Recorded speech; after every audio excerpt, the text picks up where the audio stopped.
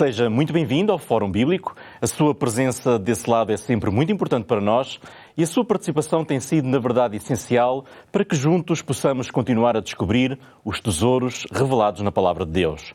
São já muitos programas que dedicamos a esclarecer o significado de diversas passagens bíblicas a partir das perguntas que nos vão chegando e hoje, para abrir este fórum, trazemos uma questão que nos desafia a interpretar também um texto bíblico, no caso de uma das epístolas do apóstolo Paulo. Fique connosco para descobrir qual é essa passagem e, ainda mais importante, para conhecer qual é a sua interpretação correta. Já percebeu que aqui no Fórum Bíblico nós queremos ajudá-lo na leitura e no estudo da Bíblia, da Palavra de Deus, para que ela se possa tornar clara e prática na sua vida. E é exatamente com esse propósito que está connosco, uma vez mais, o teólogo Artur Machado, para responder às perguntas de hoje e para nos ajudar a entender as palavras de Paulo nessa passagem. Olá, Artur. Olá, Marco. Bem-vindo uma vez mais. Vamos então conhecer a primeira pergunta hoje do nosso fórum. E a pergunta é a seguinte. Será que o apóstolo Paulo aboliu as restrições alimentares de Levítico 11 na Epístola aos Romanos? Que sentido podemos dar aos primeiros 5 versículos dessa epístola? Muito bem. Então, o que nós estamos aqui a ver é provavelmente um texto que se encontra no capítulo 14 da Epístola aos Romanos. E o apóstolo Paulo diz o seguinte: quanto ao que está enfermo na fé, recebei-o não em contendas sobre dúvidas, porque um crê que tudo se pode comer, o outro que é fraco come legumes. O que come não despreza o que não come, e o que não come não julgue o que come, porque Deus o recebeu por seu. Quem és tu que julgas o servo alheio? Para o seu próprio Senhor ele está em pé ou cai, mas estará firme, porque poderoso é Deus para o firmar. Um faz diferença entre dia e dias, mas o outro julga iguais todos os dias. Cada um esteja inteiramente seguro no seu próprio ânimo. Aquele que faz caso do dia, para o Senhor o faz, o que come, para o Senhor come, porque dá graças a Deus, e o que não come, para o Senhor não come e dá graças a Deus. Nós podemos começar por dizer que o apóstolo Paulo não conhece esta igreja de Roma à qual ele escreve. Não foi ele que a fundou.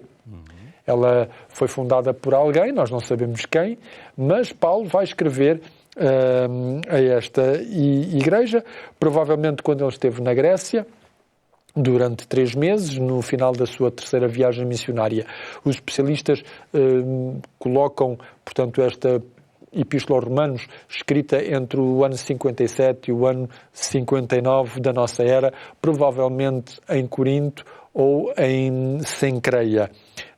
Mais concretamente, há até alguns especialistas que dizem que ela poderá ter sido escrita no inverno do ano 57 ou do ano 58, ou na própria primavera do ano 58. Nós sabemos que esta Igreja de Roma, bem como muitas igrejas cristãs neste primeiro período, eram compostas de pessoas que vinham oriundas do judaísmo e outras oriundas de comunidades pagãs. Que esta comunidade cristã era uma comunidade importante, nós sabemos-lo porque Clemente de Roma escreve aos Coríntios e numa das suas cartas aos Coríntios, no capítulo 6, nós vamos ver esse texto, Clemente de Roma, que é um dos pais da Igreja, diz o seguinte: a esses homens de conduta santa ajuntou-se grande multidão de eleitos, que, por ciúme, suportaram muitos insultos e torturas, transformando-se no mais belo exemplo entre nós. Portanto, Clemente de Roma diz que era uma igreja que tinha uma grande multidão de eleitos, que portanto era uma igreja principal, podemos dizer assim, que tinha muitas pessoas. Isso é-nos confirmado por Tácito.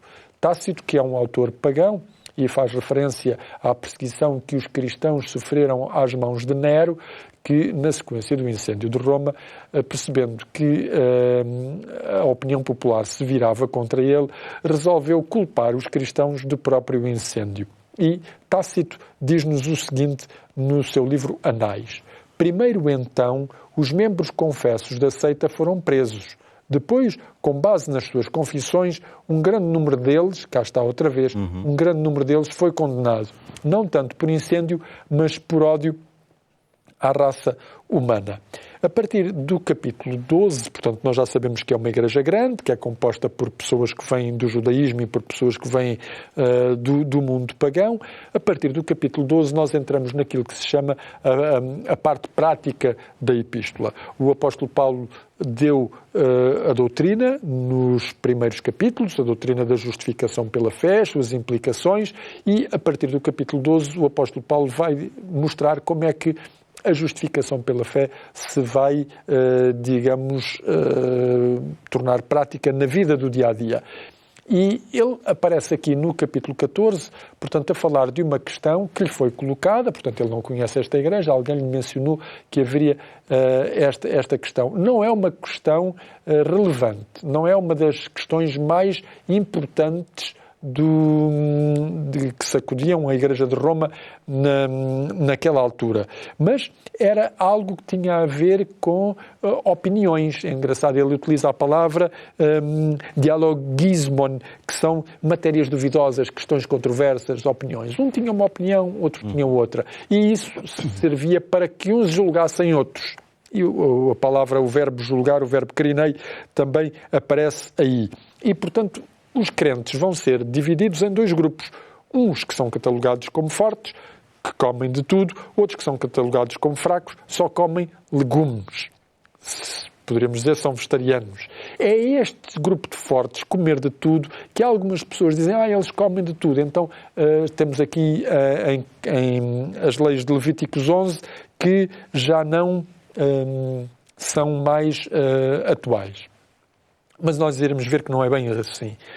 Para já, podemos ir por exclusão de partes. Há autores que nos dizem que este problema de comer e não comer seria o mesmo problema que o apóstolo Paulo encontrou na igreja de Corinto, que ele próprio, portanto, criou. Em Corinto o problema era de que alguns comiam carnes sacrificadas aos ídolos e isso escandalizava outros.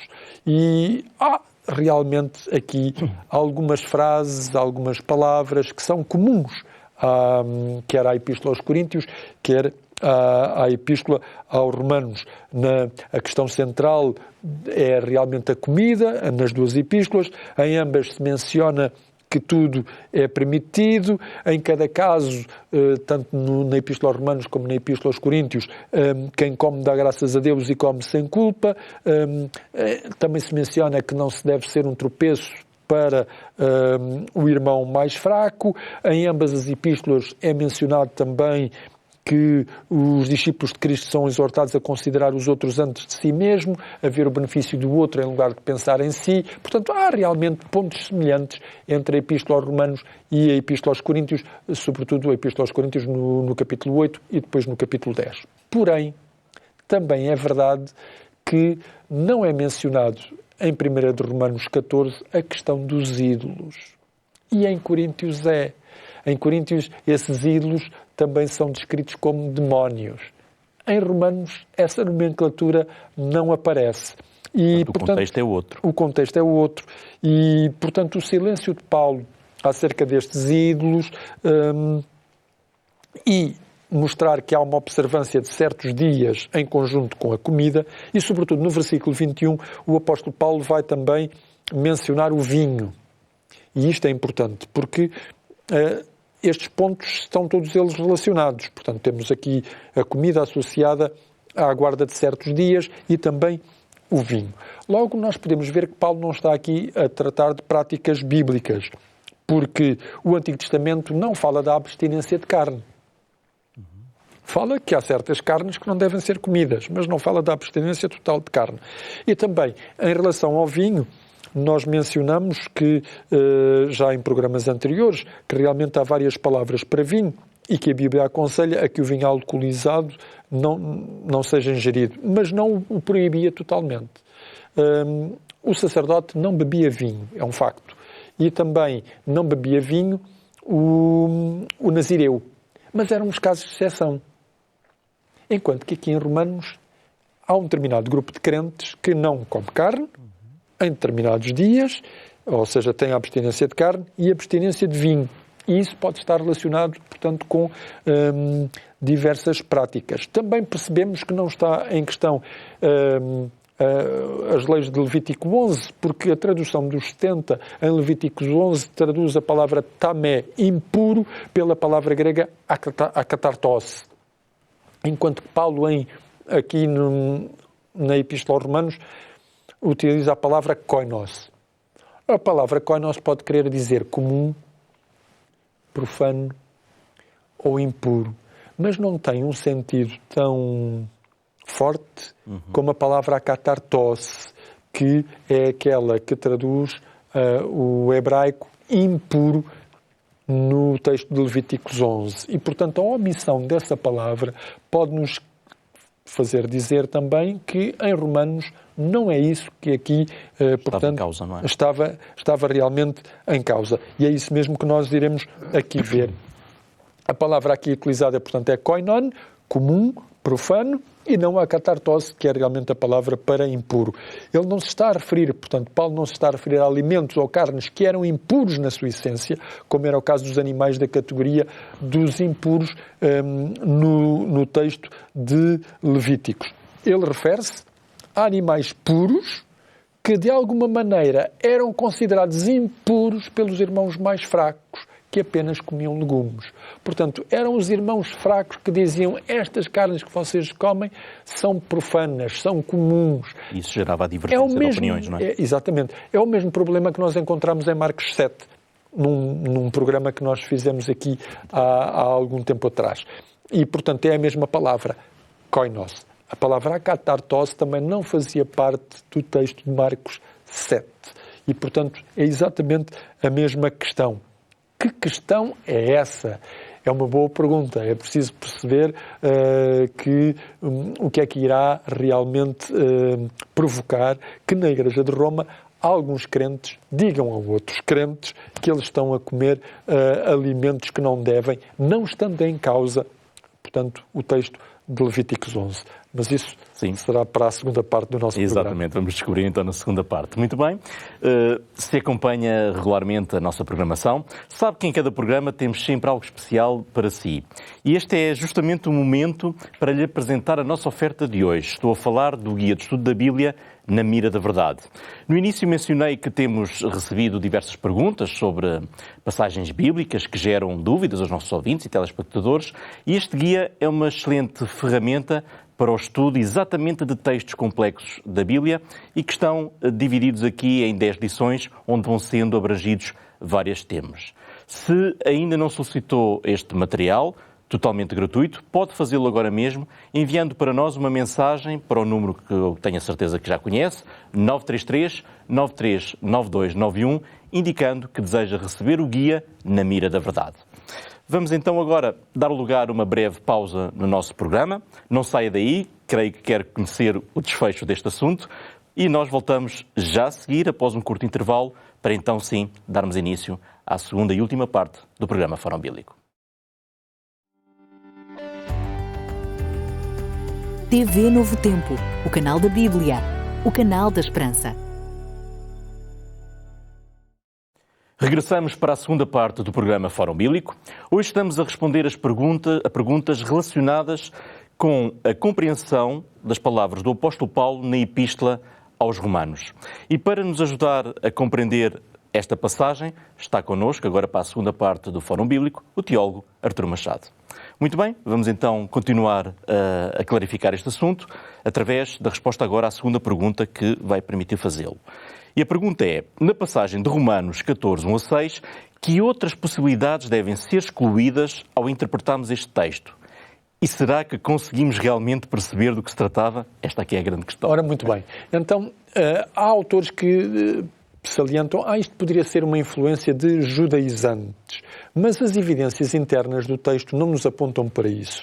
E, sobretudo, muitos comentadores descartam essa possibilidade de serem judaizantes. Há, inclusive, eu trouxe uma citação para nós vermos, é Franz Leonhard, que no seu comentário na Epístola aos Romanos diz assim: nada indica que se trata de judaizantes, e não encontraremos aqui qualquer alusão ao sábado, mas sim a práticas de abstinência ou de jejum fixadas a datas regulares. E Franz Leonhard faz isto porquê? Porque, como eu mencionei, o apóstolo Paulo diz que aqueles que eram vegetarianos também observavam certos dias.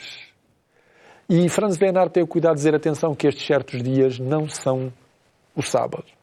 Nós não temos, portanto, aqui a certeza de que seja o mesmo problema que nós encontramos, por exemplo, na Epístola aos Gálatas ou na Epístola aos Colossenses, porque aí havia a influência de judaizantes que procuravam fazer com que os cristãos voltassem às práticas das leis rituais do judaísmo. E Paulo dizia na Epístola aos Gálatas que esses crentes se tinham afastado da fé, e diz na Epístola aos Colossenses que vocês guardam dias, meses e anos. Aqui em Romanos isso não existe.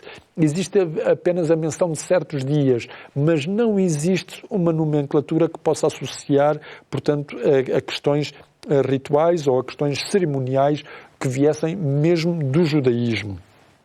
Por outro lado, continuar a ser uma questão central, tal como era a questão dos carnes, que não eram imundas. Não é? Exatamente. Por outro lado, nós sabemos também que havia uma influência pagã, uma influência filosófica dos pitagóricos que se abstinham de vinho e de carnes, ou seja, eram vegetarianos, mas por uma concepção dualista. Poderia ser uma influência pitagórica. Há alguns comentadores que dizem que sim. Poderia realmente ser uma influência dos mistérios de Orfeu ou dos pitagóricos que alguns crentes tivessem ainda a seguir. Mas há uma outra possibilidade que também pode ter influenciado alguns crentes da comunidade de Roma. Havia no judaísmo um grupo que se chamava os essénios. Estes essénios tinham um calendário próprio, embora guardassem muitas das festas judaicas, tinham também o seu próprio calendário.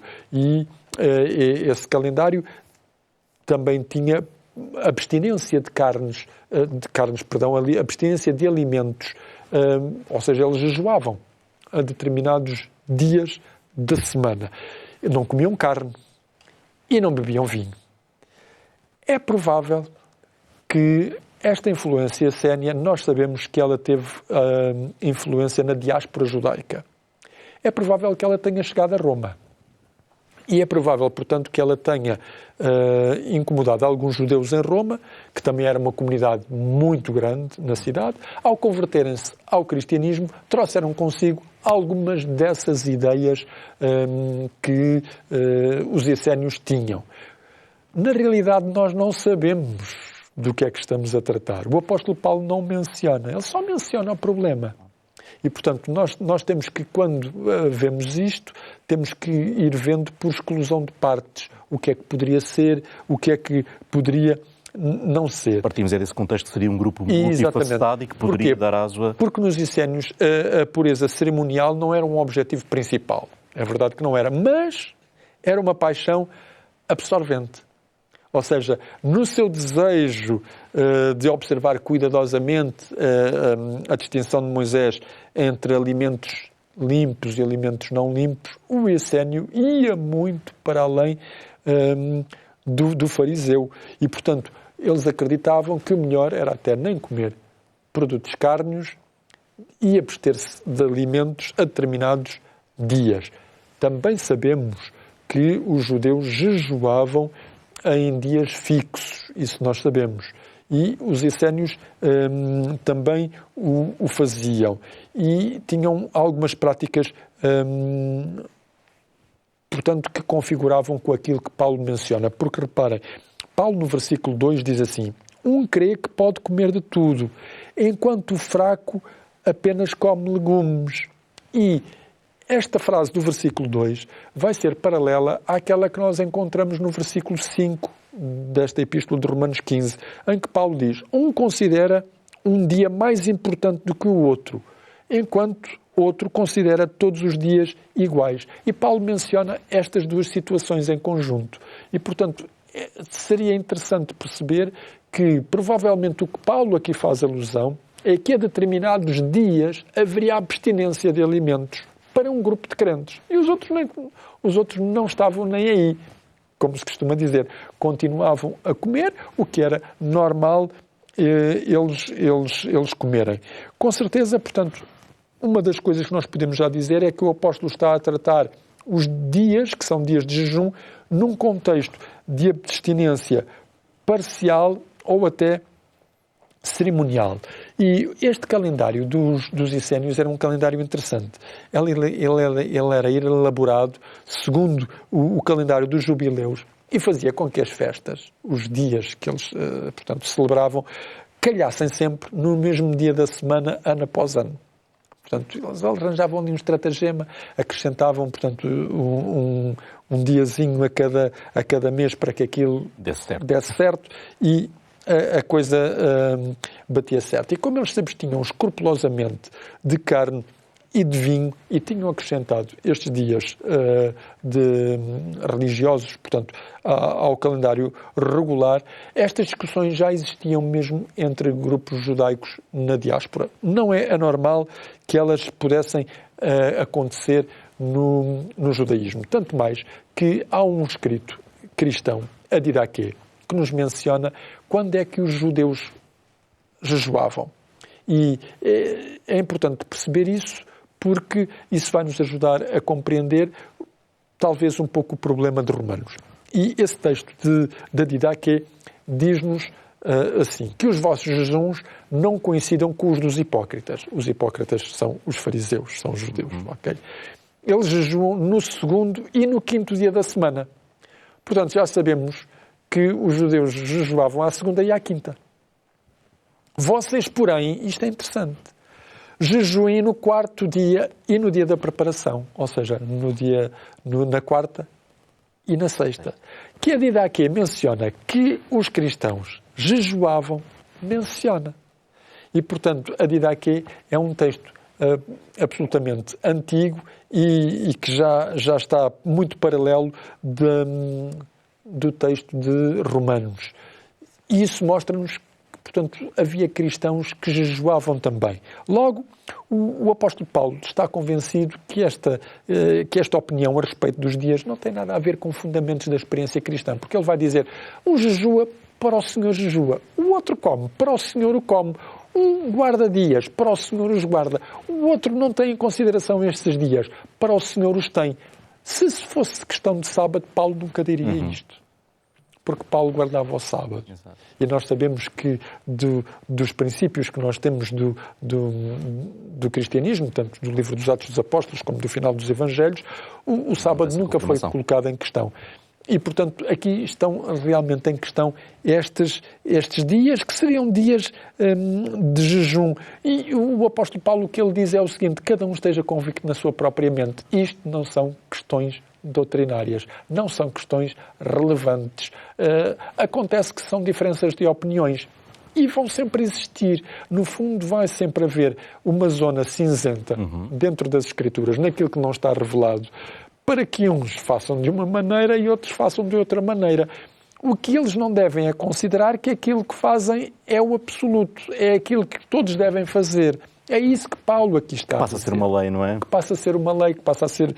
sem fundamento. Passa realmente a ser uma prática. E, portanto, o que aqui estava em questão não era um assunto doutrinário, era um assunto de segunda mão, por influência, provavelmente, ou de uma filosofia pitagórica, ou do culto de mistérios que tenha entrado na comunidade cristã através de crentes que tivessem vindo do paganismo, ou que tivessem entrado na comunidade cristã por crentes vindos do judaísmo, mas influenciados, provavelmente, por estas práticas essénias. Concretamente, o que era, nós não sabemos. Mas sabemos uma coisa. O não estar mencionada a palavra grega akatartos, e sim a palavra koinos, que é a mesma que aparece em Marcos 7. E, portanto, mostra-nos que isso não tem a ver com alimentos como estão legislados em Levíticos 11. Tem a ver com alimentos que provavelmente até podia ser carne de vaca, carne de ovelha, carne de carneiro, mas que os outros crentes, porque guardavam determinados dias e se abstinham nesses dias e só comiam legumes, consideravam que os outros comiam alimentos que não eram considerados por eles como puros. E, portanto, o apóstolo Paulo tenta dizer à comunidade romana, apaziguem-se tenham calma, cada um esteja seguro no seu propósito e não se degladiem na Igreja acerca de coisas que não estão reveladas. Muito bem, portanto, fazendo a ponte para aquela que foi a nossa primeira pergunta, Paulo não aboliu as restrições que estão Não aboliu as restrições. O que ele está a dizer é que assuntos não essenciais à fé, como explicou, e que não comprometam os princípios, claro, cada um deverá seguir a sua consciência, não julgando os outros, tolerando os outros. Muito bem, o nosso tempo está mesmo a terminar, mas antes eu quero chamar a sua atenção uma vez mais para o Guia de Estudo da Bíblia, que hoje já sabe temos como oferta para si, é o Guia na Mira da Verdade, e aproveitando até aquilo que que acabámos de analisar, eu gostaria de destacar a lição número 7 deste guia, que fala exatamente sobre textos difíceis sobre o consumo de carnes imundas. E o estudo desta lição é uma ajuda para ver o contexto de alguns desses textos, alguns até mencionámos hoje aqui durante o programa, e aquilo que Deus realmente ensina sobre o consumo de carnes imundas. Algo para complementar o seu estudo da Bíblia. Como já sabe, este guia de estudo da Bíblia é totalmente gratuito e para o pedir é muito simples. Apenas precisa nos enviar, a partir de agora mesmo, uma mensagem para o número 933-939291 a solicitar o guia na Mira da Verdade. Ficamos assim, então, a aguardar a sua mensagem para que depois a nossa equipa possa articular consigo o envio de um exemplar. Ficamos também a aguardar o envio das suas perguntas sobre outras passagens bíblicas ou então sobre qualquer outro assunto da Bíblia que necessite de esclarecimento e pode enviá-las para este mesmo número, volto a repetir, 933-939291 ou então, se preferir, pode escrevê-las por e-mail para programas@novotempo.pt. E assim, porque o tempo não nos permite mais, chegamos ao fim do programa de hoje, mas na próxima semana estaremos de volta, vamos voltar a abrir o Fórum Bíblico, porque queremos continuar a responder aqui às questões que nos vai enviando e a sua participação tem sido determinante para enriquecer este espaço, que é acima de tudo um espaço de partilha do conhecimento bíblico. O nosso encontro está marcado, contamos consigo, até lá, fique bem.